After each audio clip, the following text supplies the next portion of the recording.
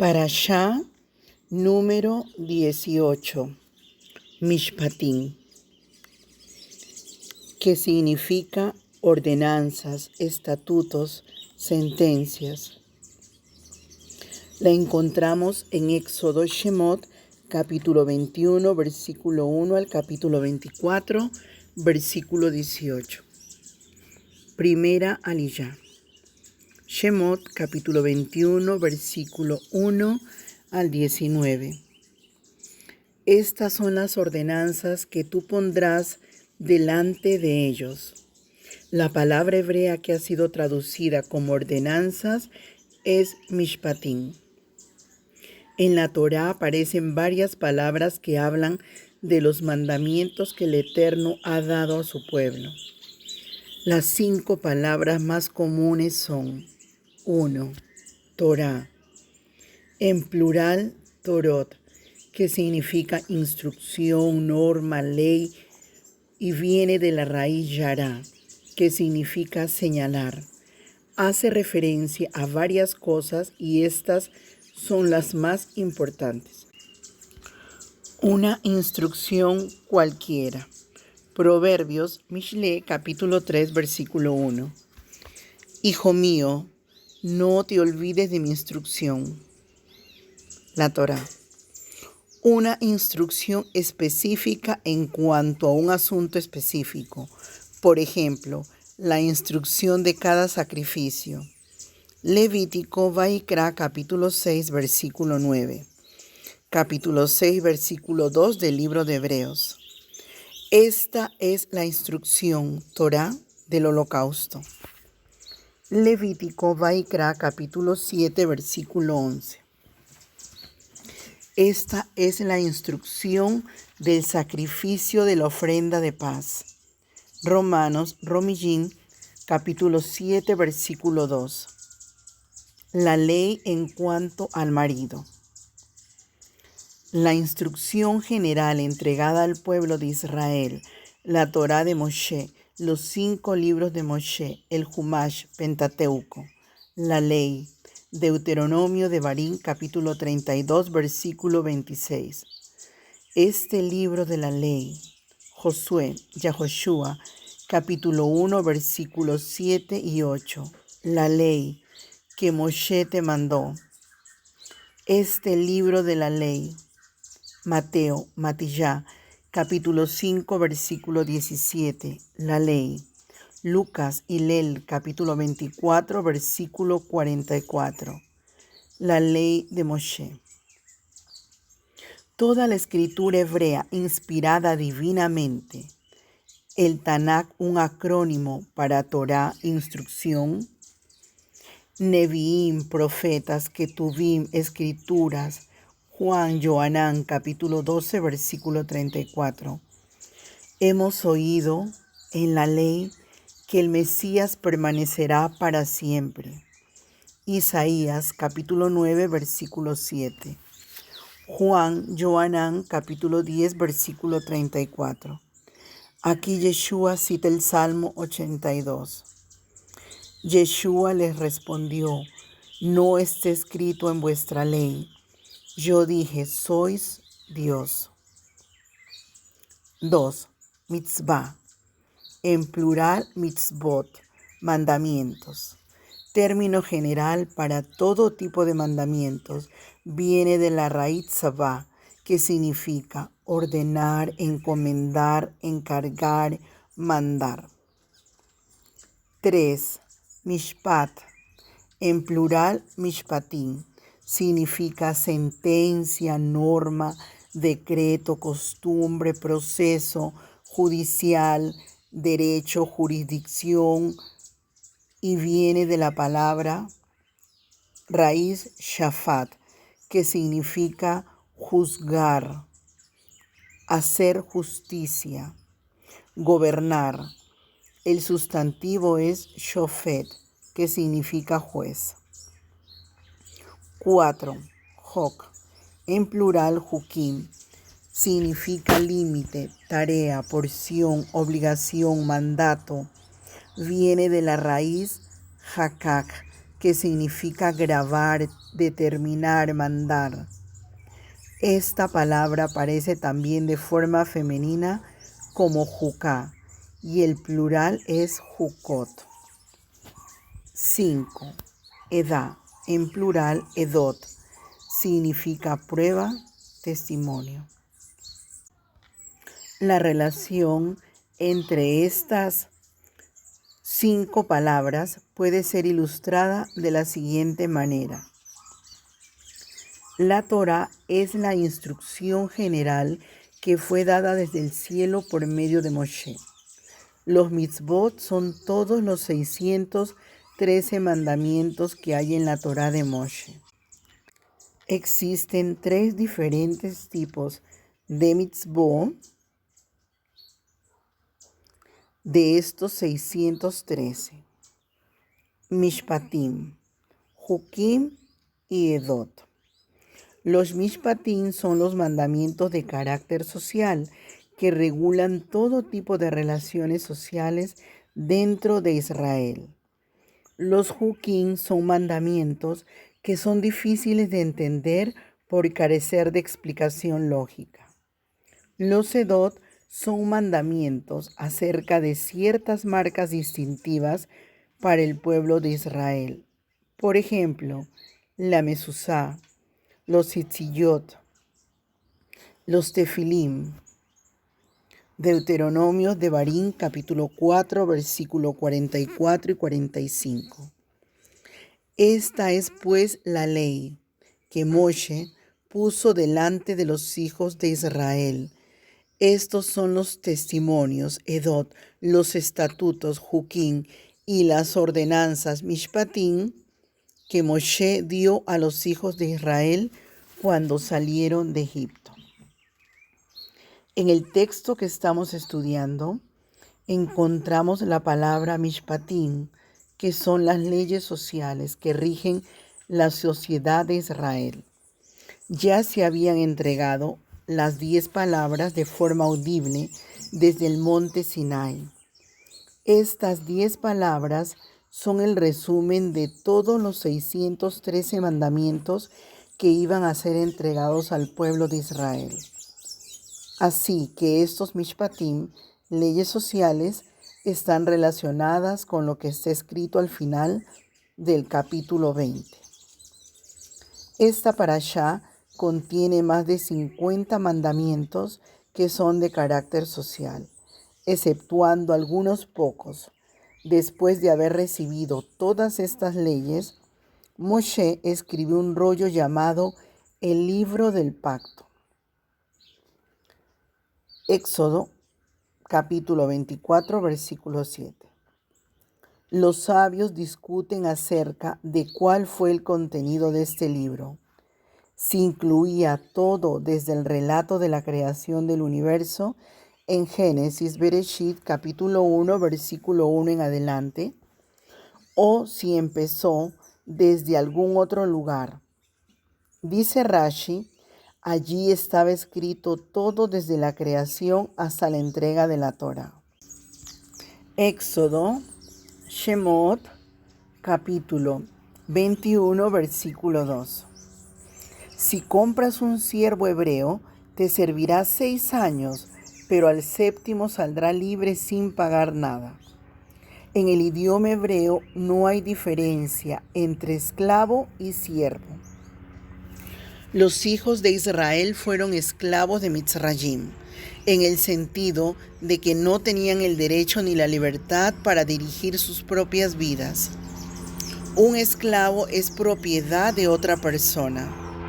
En ese sentido, los hijos de Israel ya no podían ser esclavos, puesto que en el caso de llegar a ser vendidos como siervos, no lo serían para siempre, sino solo hasta el año Shemitah, remisión, que cae cada 7º año. Así que no se trataba de una esclavitud en el sentido de la palabra, sino más bien una servidumbre con derecho de vivienda, ropa, comida y lo necesario para su vida personal.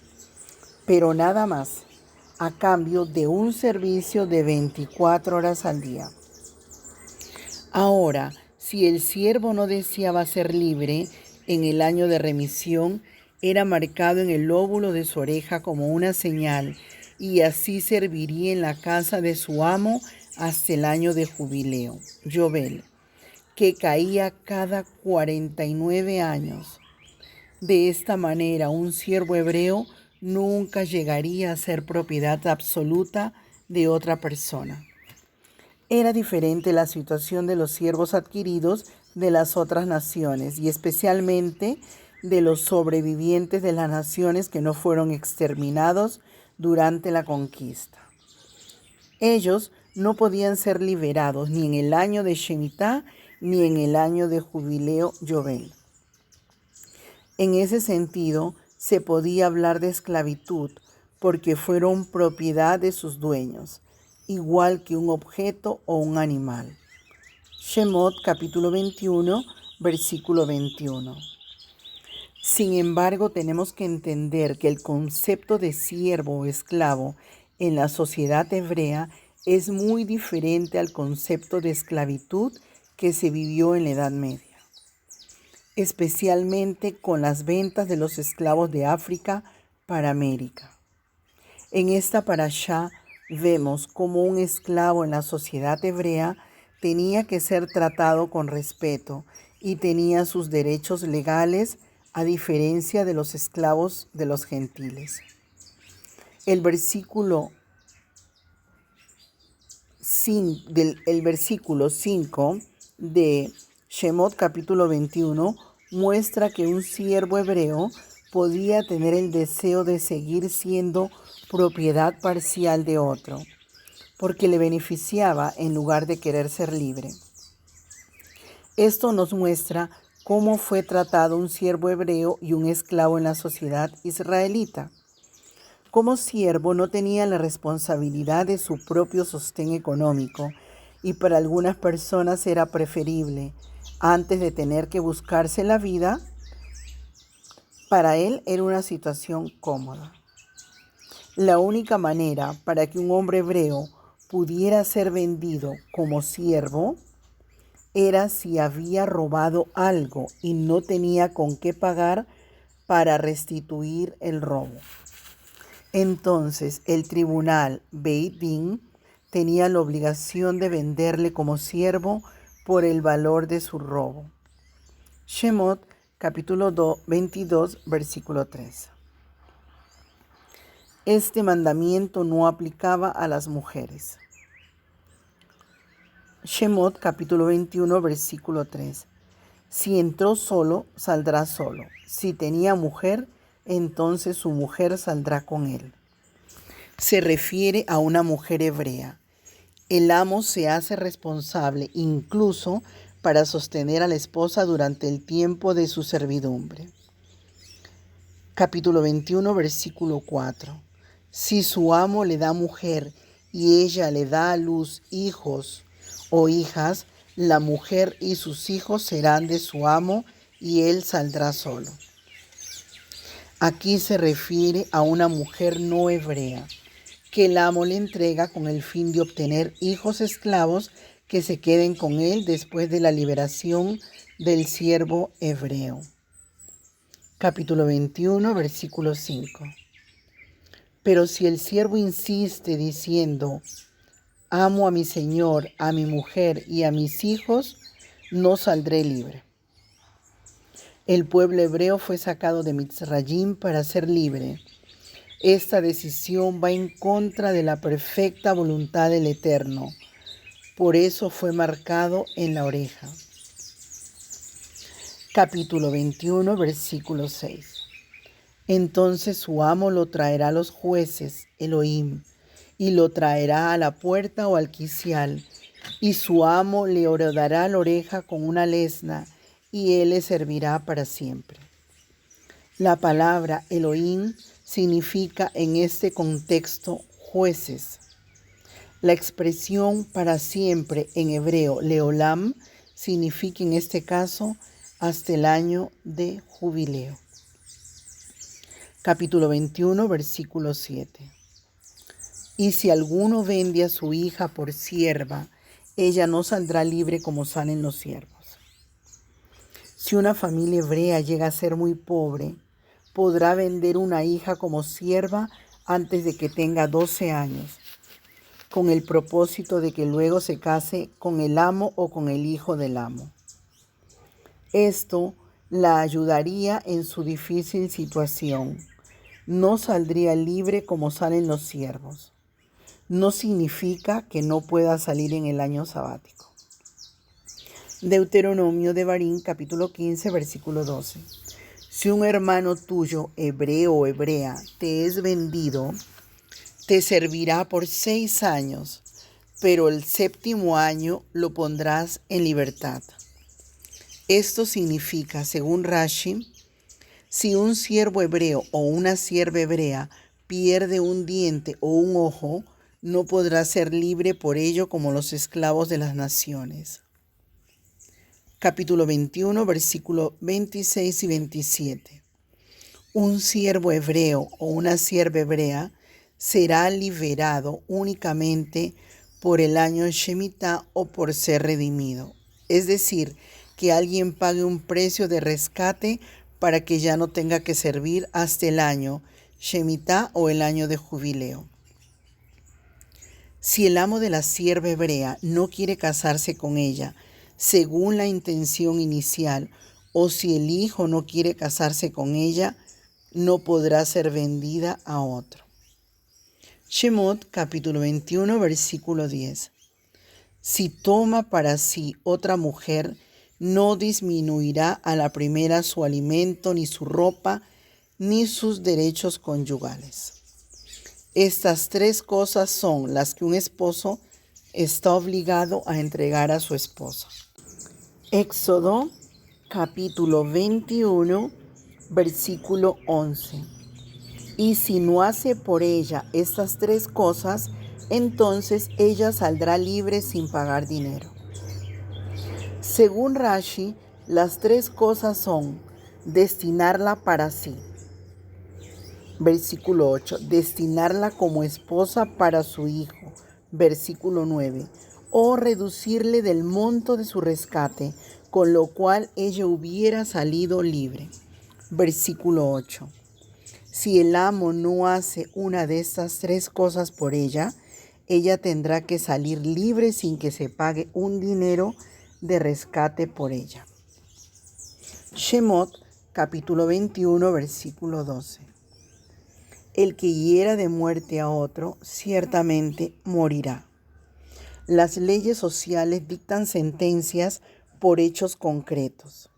Elohim ha delegado al hombre la autoridad de ejecutar su ira contra ciertos crímenes que se cometan. Un tribunal humano puede emplear la justicia del Eterno hasta cierto grado, pero puede fallar porque hay que tener en cuenta los motivos del interior de la persona que comete un crimen para poder dar una sentencia exacta, y solo Elohim conoce el corazón de cada uno. Sin embargo, es necesario que las autoridades humanas hagan la función de Elohim en la tierra para que no se propague el mal. Una sociedad tiene que estar fundada sobre la justicia. Un gobierno tiene que administrar justicia. Primera de Reyes, Melaquim Aleph, capítulo 10, versículo 9. Bendito sea Hashem, tu Dios, que se agradó de ti para ponerte sobre el trono de Israel por el amor que Hashem ha tenido siempre a Israel. Te ha puesto por rey para hacer derecho y justicia.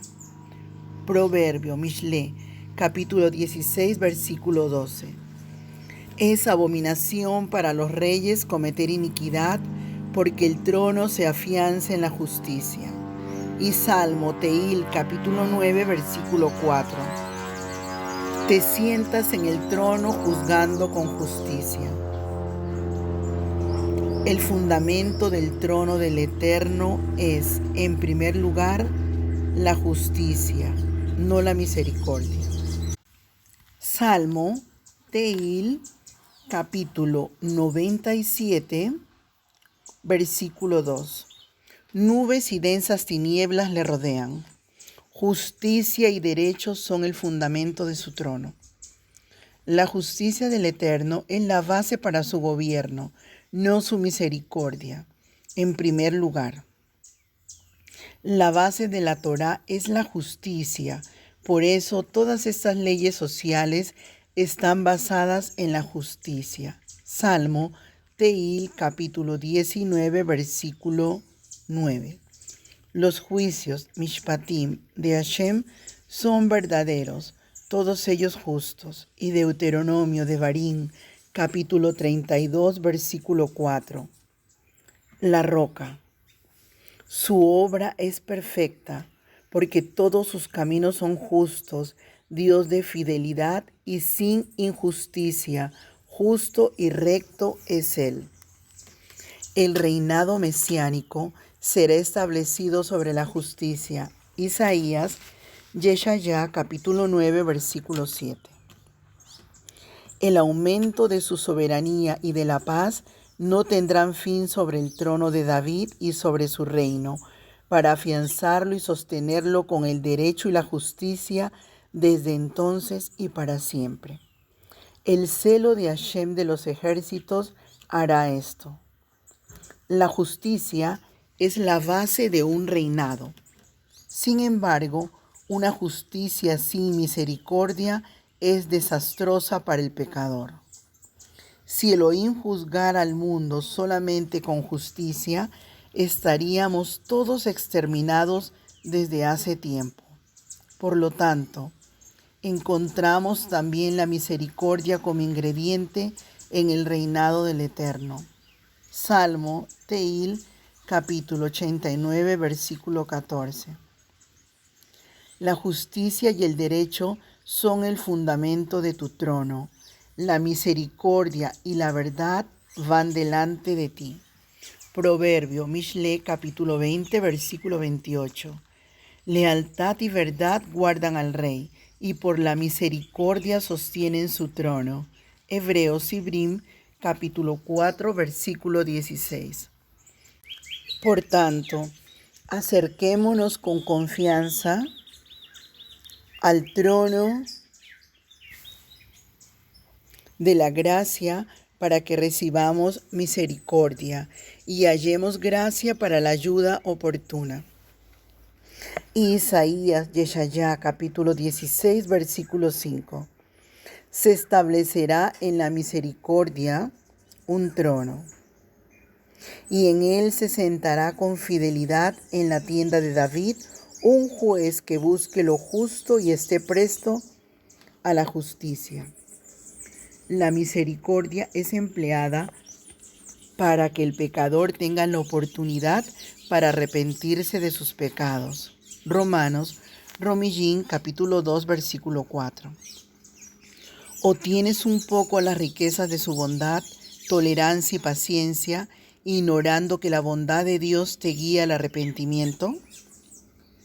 La bondad y la misericordia se emplean en primer lugar sobre los que se arrepientan de sus pecados. Romanos, Romillín, capítulo 11, versículo 22.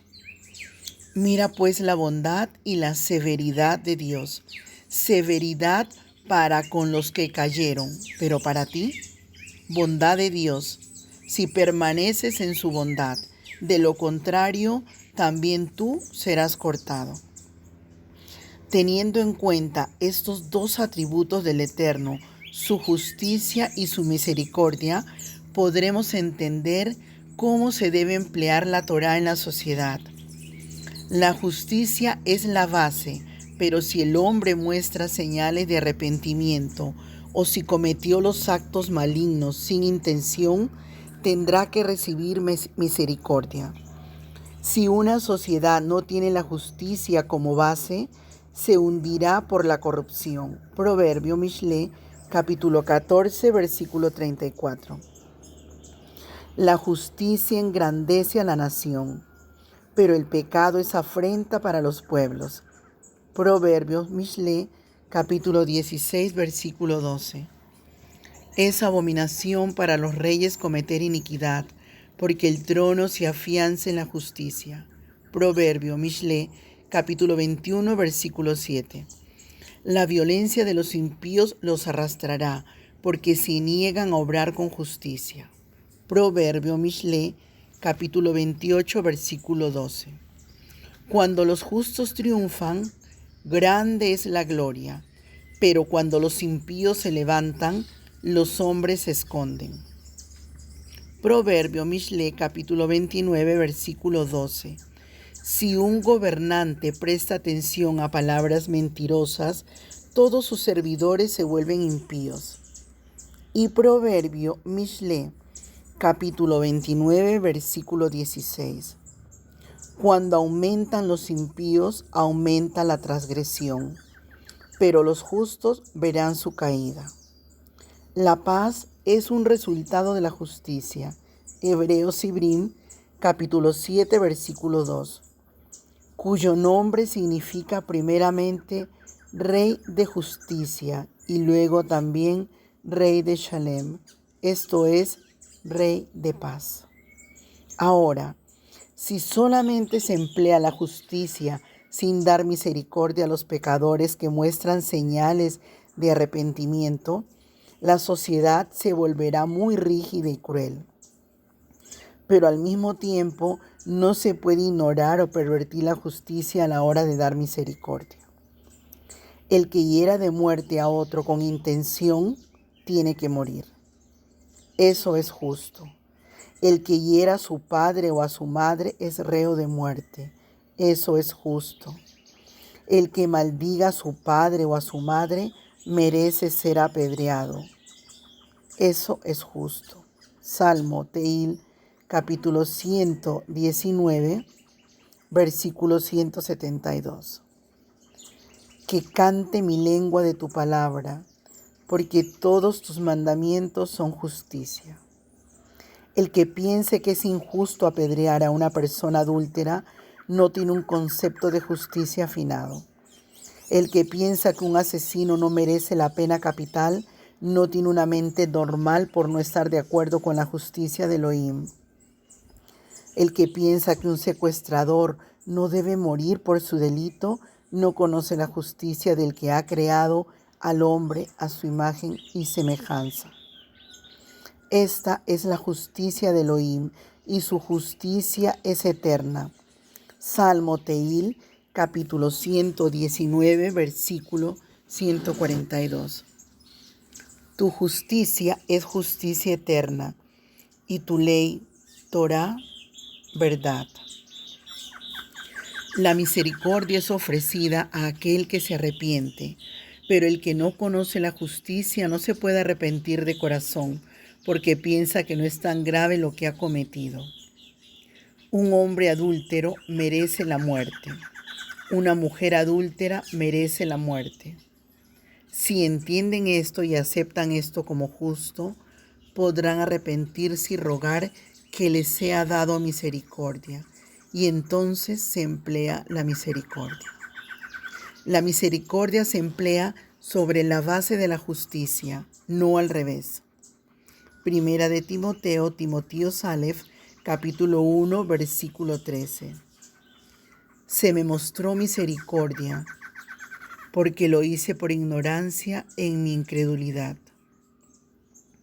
Pero el que persiste en pecar tarde o temprano tendrá que sufrir las consecuencias de sus actos.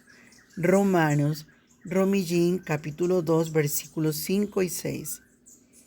Mas por causa de tu terquedad y de tu corazón no arrepentido, estás acumulando ira para ti en el día de la ira y de la revelación del justo juicio de Dios, el cual pagará a cada uno conforme a sus obras.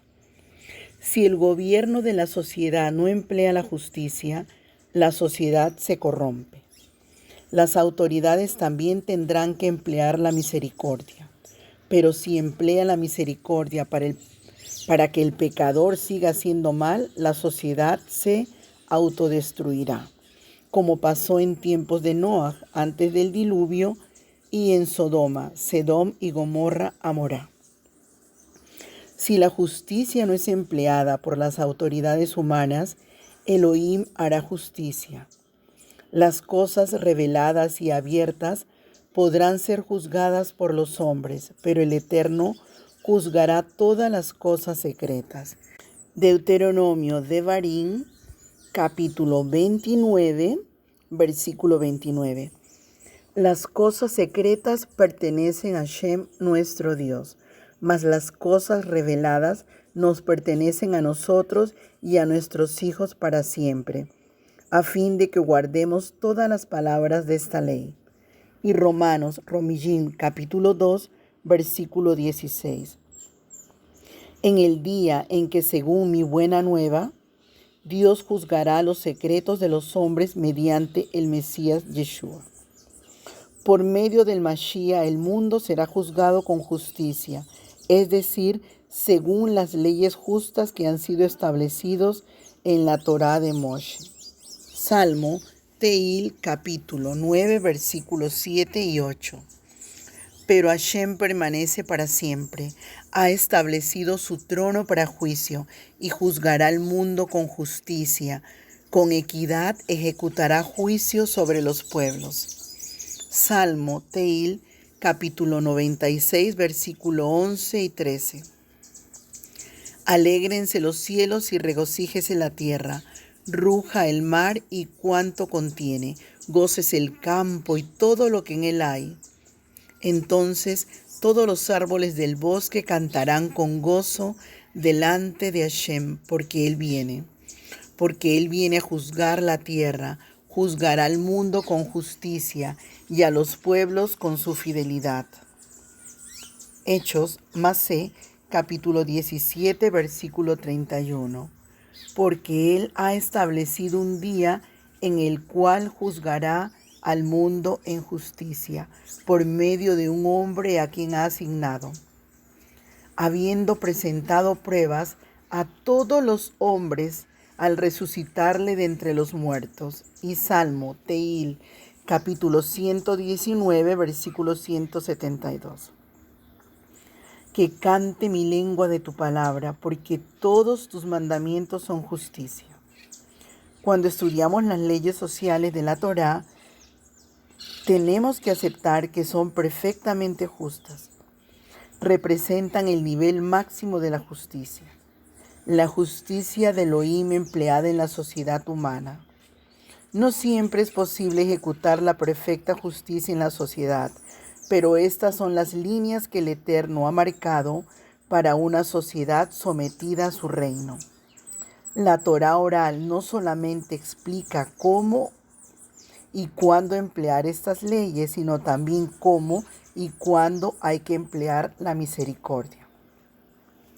La muerte de Yeshua es la base justa sobre la cual el Eterno puede perdonar al pecador todos sus pecados, porque la paga de su pecado ha sido efectuada.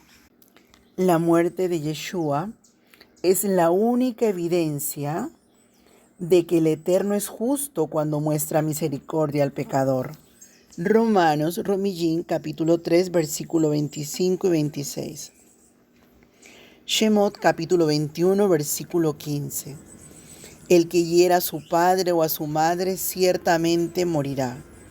Según el Talmud, no se hará acreedor a la pena de muerte, sino por un golpe que cause una lesión, es decir, una contusión o una herida de la cual salga sangre. Shemot, capítulo 21, versículo 17. El que maldiga a su padre o a su madre ciertamente morirá. Este texto fue resaltado por Yeshua en Mateo Matillá, capítulo 15, versículo 4, y Marcos Mordecai, capítulo 7, versículo 10. Según el Talmud, toda pena de muerte que no esté especificada siempre es por medio de estrangulamiento. Shemot, capítulo 21, versículo 19. Y se levanta y anda fuera con su bastón. El que lo hirió será absuelto, solo pagará por su tiempo perdido y lo cuidará hasta que esté completamente curado. Existen 5 tipos de compensación que tiene que pagar el que cause un daño físico a otro, según la Mishnah. 1. Por daño físico, en hebreo nesek. Por dolor físico, en hebreo tsar. 3. Por gastos médicos, en hebreo ripuy. 4. Por holganza o paro forzoso, en hebreo shevet. 5. Por vergüenza, en hebreo boshet.